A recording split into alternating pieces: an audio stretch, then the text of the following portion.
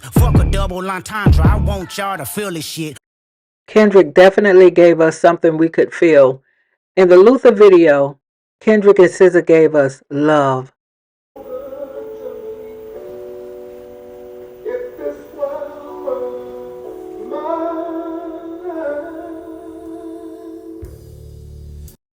They gave us intimacy.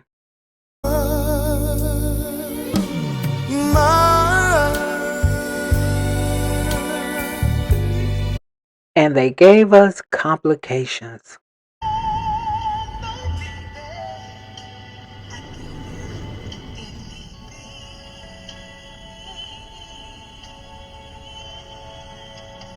So yes, the video gave us all of those things. I would say my first 5 to 10 times watching this video, I was just experiencing it. I mean, just from the feeling like I could cry, to goosebumps, to chills, to especially the slow dance at the end with SZA and her guy and Luther's voice. Luther's voice. So like I said, that's the first 5 to 10 times watching it. So the rest of this video, I just want to share some other things that I either saw, observed, or just want to call out, or just things that were curious to me. Cheryl Lynn. And if you wanted the moonlight, I'd give you all of that too. Luther Vandross is not the only icon on this record. Cheryl Lynn is also an icon, and I love that Kendrick gave her some extended airplay within this video with the elevator scene.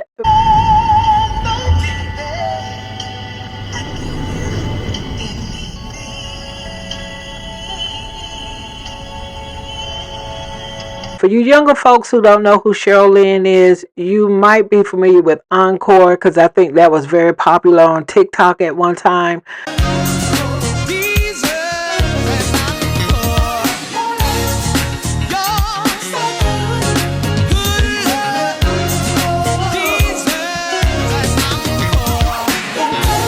But Cheryl Lynn was an icon, is an icon, and I'm glad she got the extra playing time within this video.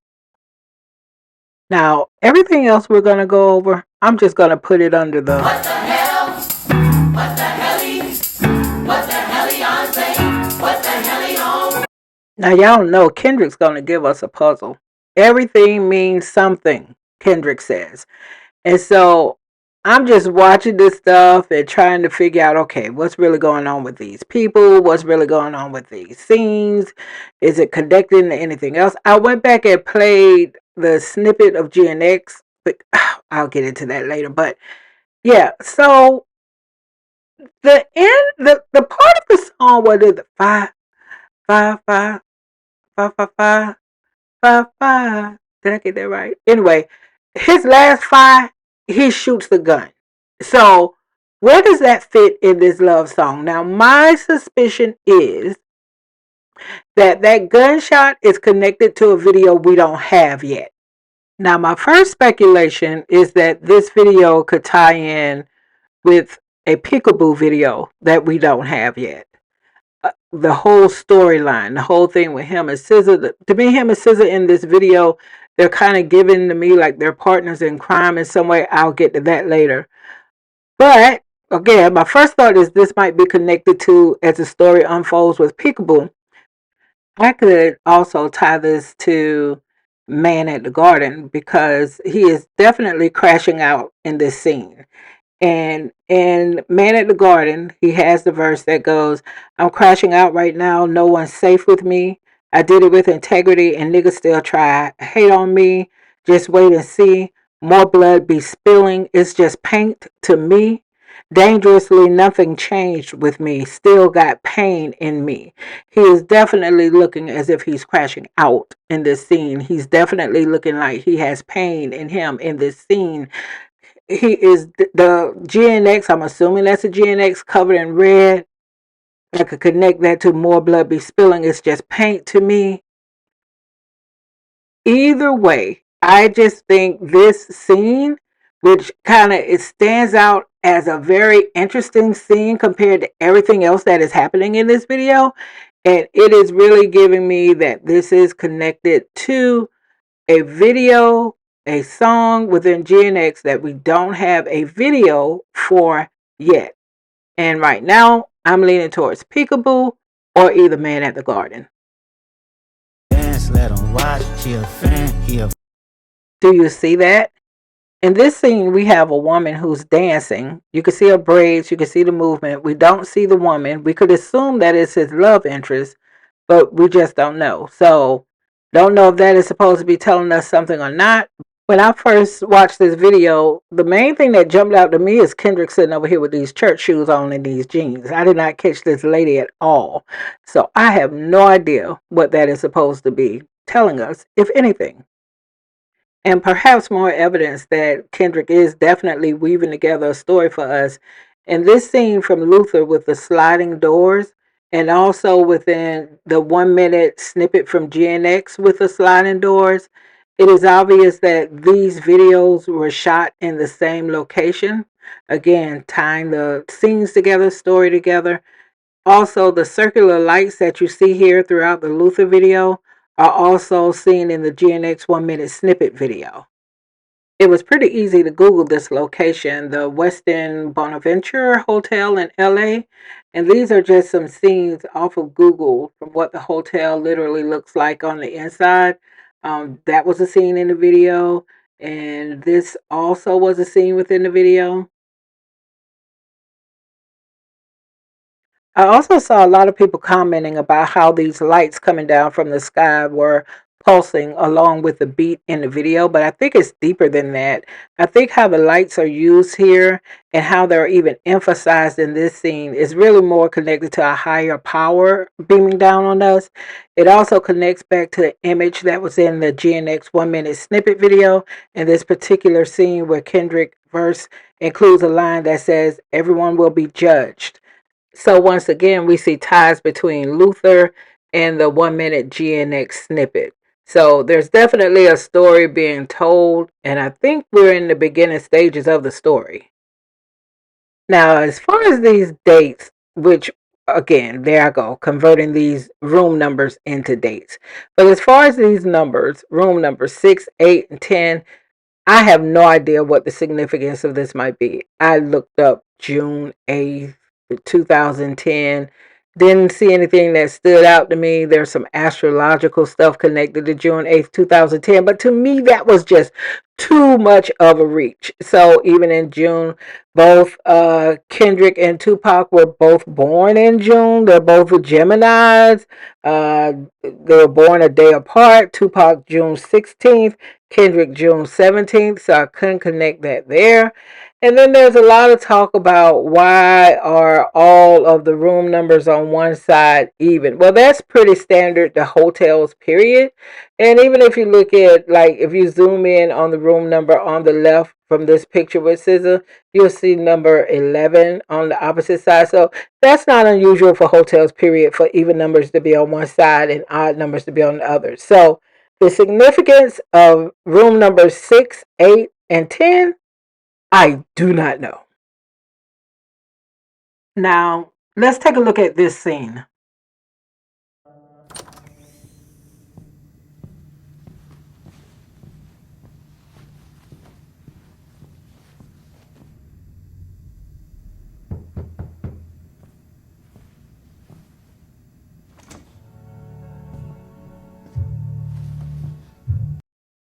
So in this scene, SZA is arriving at the hotel. She's walking down the hallway, taking off her jacket. She is arriving at the hotel. Or is she? Is she arriving? No, she isn't arriving. She's actually leaving a room from across the hallway, room number 13, to go to this guy's room. So again, she's leaving the room. So why would she have on her jacket that she has to take off as she walks down the hallway to appear as if she's arriving at the hotel? You know, that something is very off with that. And perhaps the room numbers across the hall, 6, 8, 10, that caught everybody's attention, maybe that's just a distraction. And the room number that should really be catching our attention is room number 13, the room that she comes out of. Not a sign of good luck. Is SZA ultimately some type of femme fatale? Exactly what is happening in this moment, because there is some deception happening here. So the scene with SZA after she knocks on the door and she's waiting for the gentleman to answer, we get these scenes with him in the room as if he's just waiting, right? But these are two different points in time.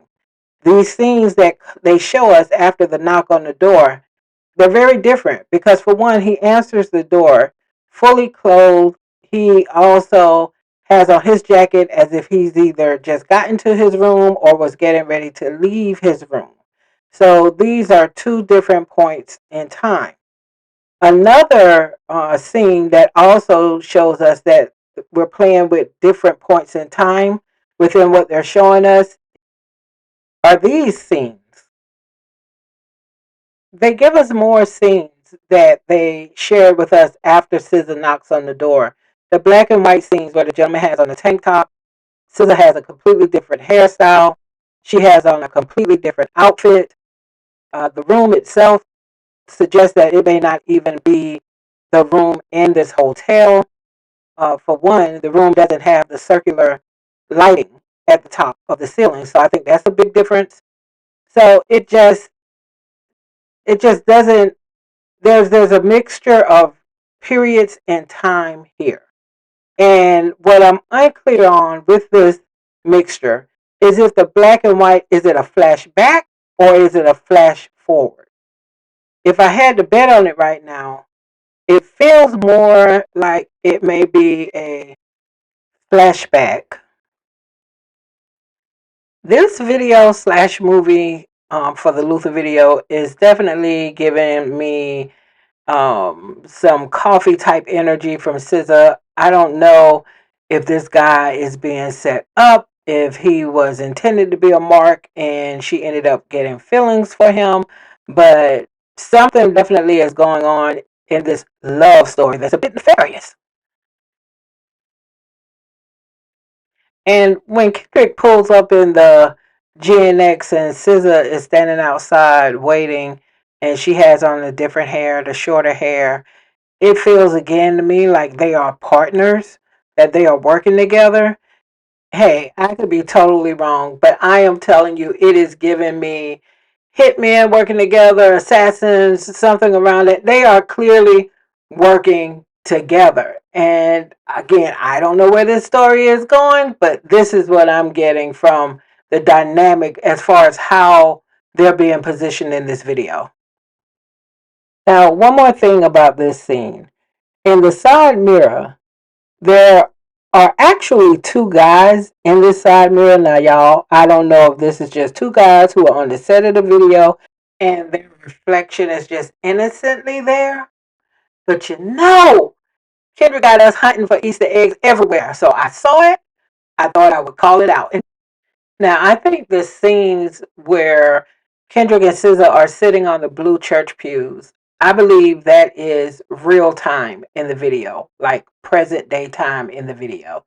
And they both seem troubled. They both seem full of regret. They both seem like they are in need of maybe some type of healing, be it spiritual or otherwise.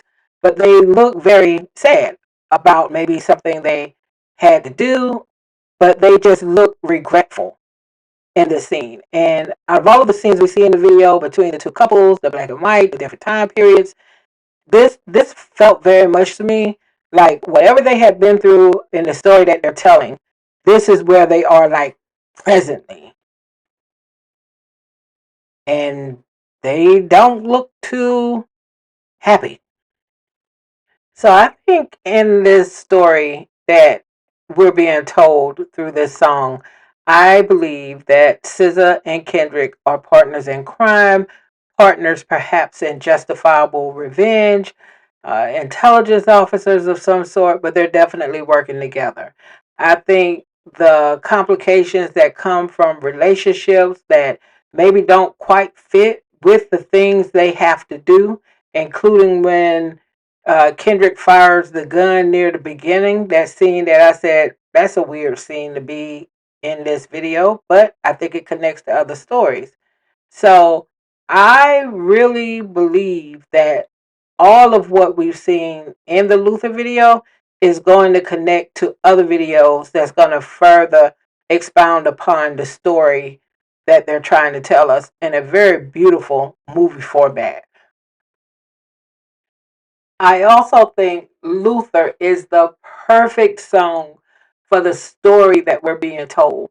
The characters that are being played by Kendrick and SZA, we watch them go from joy and passion to regret and pain. Even when the video starts out with Kendrick's character sitting there on that blue pew in this very sterile setting that almost feels like a hospital waiting room, and that's where he and SZA also end up. Very, I believe, is like the present time within that video out of all the story that we get from all the other scenes. I believe those blue pews represent where they are presently within time, within the video. And I think Luther is the perfect song because the song says, if this world were mine. And I think what these characters are going through in the things they have to do, whatever is their other life outside of their relationships, won't allow them to give anybody that they're in love with, interested in the world. It's just not possible. So I just think this is a very beautiful story that's being told to us, and I just can't wait to see more because I know it's going to connect to other songs on Gen X. I just know it. Now, here are my final thoughts on the Luther video. Just things that I saw, observed, things that just struck me, and trust me, this next section of this video is very much What the hell? What the helly? What the helly on say? What the helly on?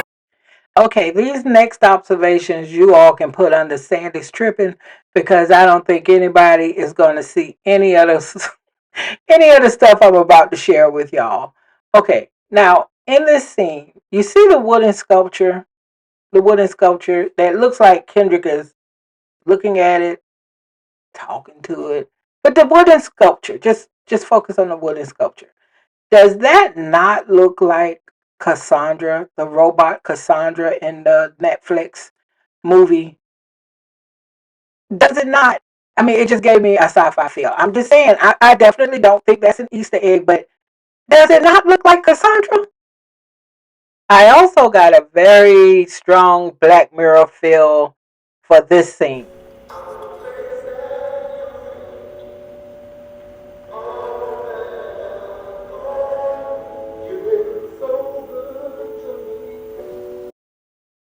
From what was happening on the TV to Luther Vandross's voice, how it sounded playing over the PA, it just really gave me a Black Mirror feel. And I felt that the first time I watched the video, just like, it's giving me a lot of feelings in addition to just seeing these two characters um, having that very intimate moment. Speaking of Black Mirror, in the new season, there's an episode with Issa Rae. And I mentioned that because Issa Rae has had a relationship for quite some time with Karina Evans, who is the director of the Luther video. I mentioned that because I think we just need to put some respect on Karina Evans' name because, yes, she has directed multiple Drake videos, but she has also directed videos for other artists as well. She's also directed episodes of TV shows, calling out Snowfall, because she definitely did that as well. And I thought I'd play a little bit about how she approaches her work because I think we very much see that approach and what she accomplished with Luther. So let's take a listen. And in our first couple meetings, we really dissected what the heart and the story was of the episode, and it really is one that kind of starts at 100% and just keeps going. And so we talked about how the camera needed to move in order to communicate that vulnerability. And I think for me, I wanted it to have a constant energy to it, whether it was still or moving.